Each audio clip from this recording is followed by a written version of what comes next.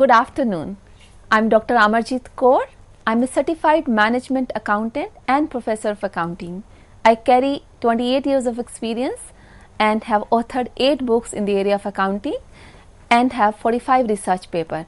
I'm very happy to address you today on the topic analysis of financial statements. As the name suggests, analysis of financial statements, it means we are going to learn that how to analyze financial statements. So in this agenda of about 25 to 30 minutes, we will see what is important when we have to analyze financial statements, what are the objectives of carrying financial statement analysis and limitations. So this is the agenda for next 25 to 30 minutes. So with these words, let's start the topic. So when you think about analysis of financial statements, what does come to your mind? Think for a second.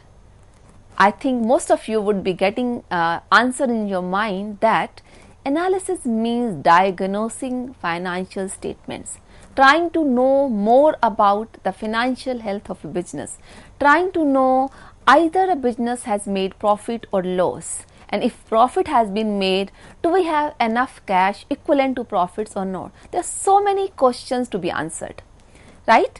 So the financial statement analysis is basically when we try to find out how a business is doing by comparing its own performance from the previous years, or by comparing the performance of peers, or by comparing the performance of the industry as a whole, right? So I will reiterate, I'm saying we are trying to assess the performance either within the business itself, means I'm comparing X company with the result of X company itself by comparing it to previous year, previous quarter and so on. Second thing, I said peers. It means I'm comparing X company with Y company. Now here I am comparing the company in the same industry, right? Let's say X company is into steel manufacturing and Y company is also into steel manufacturing. So we intend to compare X company with the peer company Y to draw some conclusion. The third and the important thing I said was that we wish to analyze the performance of, say, X company by comparing the results with the industry. And when I say industry, means I am referring to industry averages. So that is the ultimate analysis when we compare performance of one business unit with the average of the industry in which that particular unit is working, right? So in a simple word, we want to bring more meanings to the data we have in the financial statements. That's what the analysis means, right? So if you try to recall, in the financial statements we have absolute figures but independent ones. Let's say statement of profit and loss. It shows you what? It shows you sales revenue or turnover. It tells you operating cost. It tells you finance cost. It tells you employees benefit expense. But they all are absolute values, right? We have to relate those values with some other variable, with some other factor to draw some inference. Only then that financial statement data is useful to me. This is the most important point to remember in mind, that financial statements, be it balance sheet, be it statement of profit and loss, they do not carry much value when we look at them as an independent data source. So those statements become really meaningful when we compare it with the company with itself, or with the peer company, or with the industry. And for that purpose, we carry analysis of financial statements, right? Now the question comes in, how do we define or understand financial statement analysis? So there are 3 very, very important terms pertaining to financial statement analysis. Number 1, the selection. Number 2, relation. And number 3, evaluation. If I were to put it in one statement, I would say the financial statement analysis is the process of selection, relation and evaluation of a set of figures or facts, right? Let's elaborate this. The first word I am emphasizing upon is selection. which means we are selecting data sets either from the statement of profit or loss, or from the balance sheet, or from cash flow, or from notes even, right? So first and foremost step in the financial statement analysis is selection.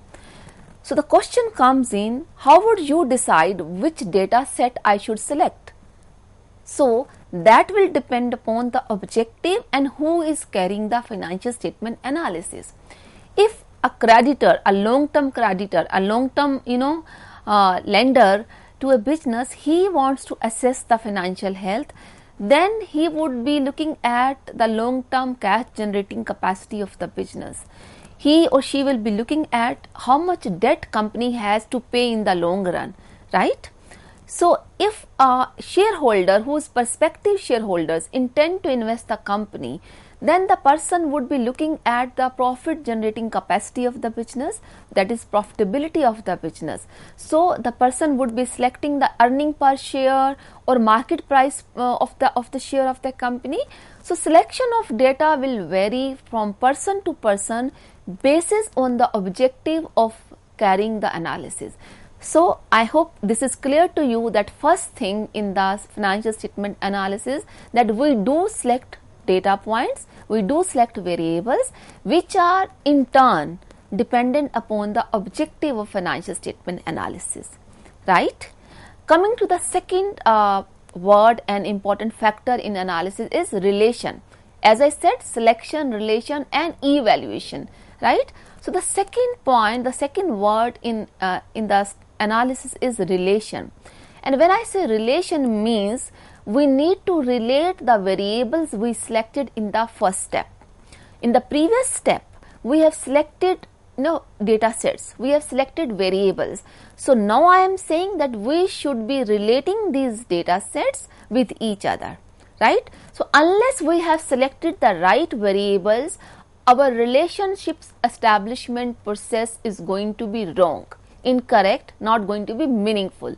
So it means the first step, selection of variable, is very important, which is guided by the objective of carrying the financial statement analysis, right? So relationship can be expressed, this second step can be expressed in many ways.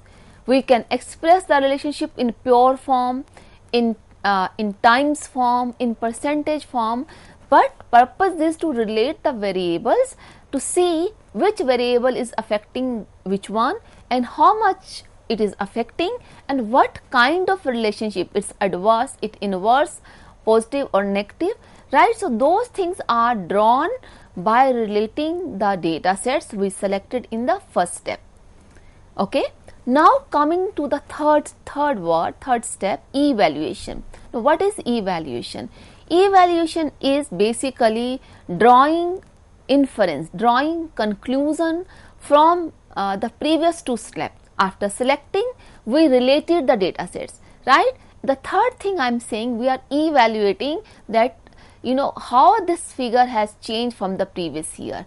If my profits have gone up or gone down, what are the reasons for that? So we are evaluating very minutely so that some decision making could be drawn or done from the data, right? So I hope by this discussion, a few seconds we have spent on this, you are clear that financial statement analysis means selection, relation and evaluation of set of data or figures, right? Now if I move further, we would like to discuss that analysis in itself or per se is basically systematic simplification of financial data. What does it mean? I made a little difficult statement, a systematic simplification of financial data. It means, we have some data sets given in the balance sheet, be it about the equity value, liabilities value, in the liabilities, non-current liabilities, current liabilities, we have current assets, non-current assets, etc., etc. We have in the statement of profit and loss the revenue from business operations, revenue from other sources. We have expenses, be it financial cost or employees benefit cost. So we have varied set of data given in the financial statement, right? So what do? In the analysis, we simplify the data available to us. Instead of saying that financial cost is these many millions or dollars or these many crores and sales are these many crores, if I say the finance cost is 10% of the sales, it brings meaning to the data, isn't it? One is saying that finance cost, let's say, is 1000 crore and my sales are 10,000 crores. It means my finance cost is basically 10% of my sales revenue, right? The moment I express it in the second statement, that is 10% of sales, 10% of my turnover, it brings meaning.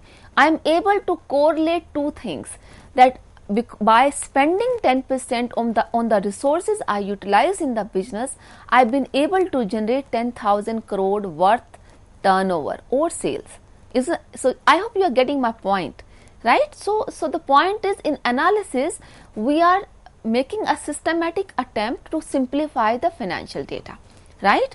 And then the interpretation word, which is again commonly used as an interchangeable word here.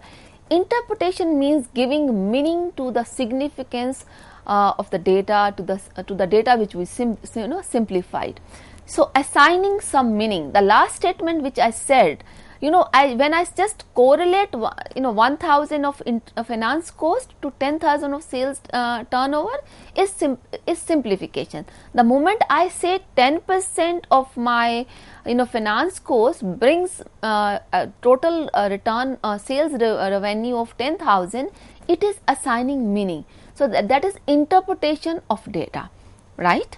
So you will find in the literature that financial analysis and interpretation, these two words are interchanged, and we should not get confused. It's nothing to be worried about that these two terms are different. No, they are both are dependent upon each other. We cannot say, utilize the data unless we simplify.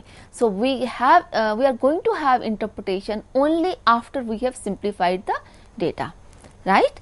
So with this discussion, I hope you are clear with what is meaning of financial statement analysis. Now moving forward, I would like to discuss about types of financial analysis. Now types of financial analysis, there are basically two categories of financial statement analysis. One is that we categorize it on the basis of material used, and the second is we categorize it on the basis of modus operandi used, right? So we will spend few minutes to discuss this now. So on the basis of material use, there are two categories, as it is clear to you in the slide: external analysis and internal analysis. Okay. Now the external analysis means when external parties, external people or external analysts, if they are carrying the analysis, it will be known as external analysis, right? Important point to note is this, that the people who are analyzing here, they do not have access to the resources when it comes to data sets or data points, right? So let's say I am a shareholder, I intend to invest in a company, a new company. So it means I am a prospective shareholder for that company. What all I can refer to is only the published financial statements. I do not have access to the internal decision making, to the notes which have not been published, to the memorandum books or anything else than the published financial statement, right? So if I am carrying the financial statement analysis, I would be known as external analysts, and this kind of analysis would be known as external analysis, right? And the second category is internal analysis. Now let's say you are working as a manager, as a finance manager, and you have your colleague Mr. Y, who is working as a production manager.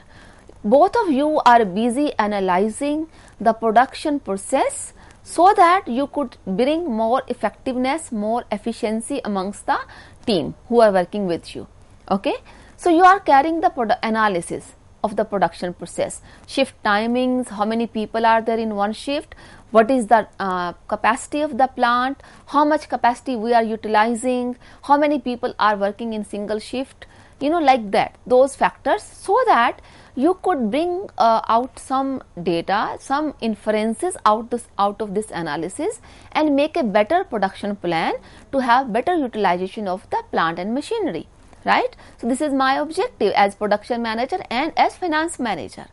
Now these people have access to everything, the time, all employees, let's say if 20 people are working in the production plant, so what is the time they are getting into the plant, what time they do leave, how much time they spend on lunch, how much time they spend on taking tea or tea break, so they have access to all the minute details.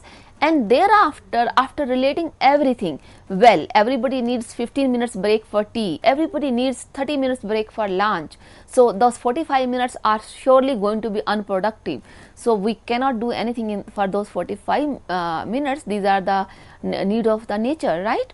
So now the people, production manager in this example and the finance manager of the company, they would be known as internal analysts, because they have access to the internal data.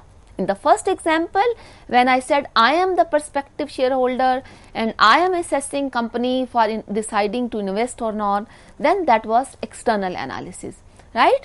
So the difference between the two primarily is that in the external analysis, the people are the outsiders and they do not have, the second condition is also important, they do not have access to the data points or to the information than the published statements, all right. Whereas in the internal analysis, these people who are carrying the analysis, they do have access to all kind of data set, to all kind of information, financial, qualitative and quantitative both. So that will be internal analysis. Now I am going to give you one very interesting example. Is it possible for any company or for any analysis, people are outsiders, so they are not the part of the company, not part of management, and they are carrying some analysis, and even then it would be known as internal analysis? Is it possible? So it means, if I put my question again, means is there any situation when external analysis turns out to be internal analysis? Just think about it. So if you really pay attention to what I said, it is possible.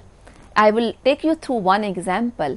So if you remember the Satyam computers, the fraud which took in the Indian business industry, in the business world, basically when the Satyam fraud took place, thereafter certain committees were constituted by governing bodies guided by the Ministry of Corporate Affairs, by SEBI, right? So those committees which were formed by the governing bodies to carry analysis of the books of accounts of Satyam computers at that point of time when the fraud took place, those people were outsider, mind you. None of the member of the committee was an employee of Satyam computers.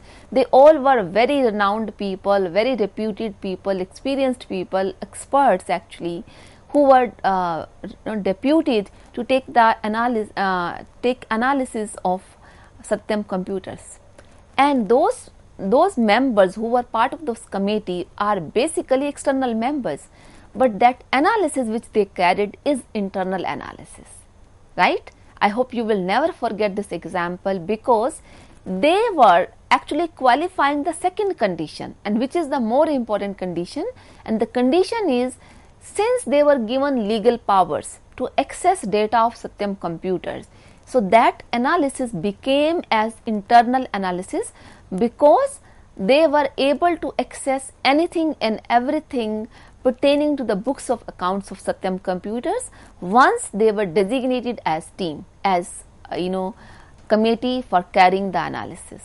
So this is an example to remember that under this condition an external analysis can become internal analysis, right? Now coming to the second category, when we say that on the basis of modus operandi of the analysis. This is technically known as horizontal analysis and vertical analysis. So what is horizontal analysis? Horizontal analysis is the analysis when we are comparing data on year basis, right? It means if I am comparing a result, financial results of a company, let's say ABC Limited for 2017, 18, 19, 20, like that. So it would be known as horizontal analysis. As we say, the horizontal axis and y-axis, so y-axis and x-axis. So horizontal means x-axis. So as at the x-axis we have 2007, 8, 9, 10, like that. So year. So we are comparing year on year basis. Okay. So that is what is horizontal analysis. Now coming to the second category under this head, vertical analysis. When is the vertical analysis? Vertical analysis means we are carrying analysis of the same data sets which belongs to one particular year. Let's say I want to analyze financial health of X company for the year 2019-20, right? So I am comparing, I am taking the data sets all pertaining to 2019 only. So let's say I took income statement, I studied the relationship of 2019 with sales. So sales relating to operating profit, sales related to your operating expenses, sales related to your finance cost, and so on. So all the data points, all the information which I am using for my analysis is basically pertaining to only one year. That's when we call it as vertical analysis. So I hope you are clear about the two categories. One was based on material used and second is based on the modus operandi. Now moving forward, so we will talk about the importance of financial analysis. So we want to know about the liquid position of the business.